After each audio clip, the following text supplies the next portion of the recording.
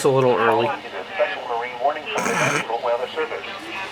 The National Weather Service in Chicago has issued a special marine warning for nearshore waters from Winthrop Harbor to Wilmette Harbor, open waters from Winthrop Harbor to Wilmette Harbor out to mid-lake until 5:15 p.m.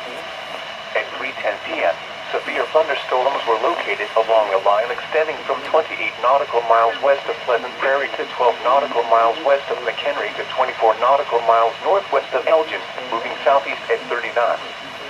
Hazard, wind gusts in excess of 50 knots and large hail. Source, radar. Impact, boats could suffer significant structural damage in high winds and hail. Small craft could capsize in suddenly higher waves. Locations impacted include Winthrop Harbor and Waukegan Harbor. Move to safe harbor until hazardous weather passes.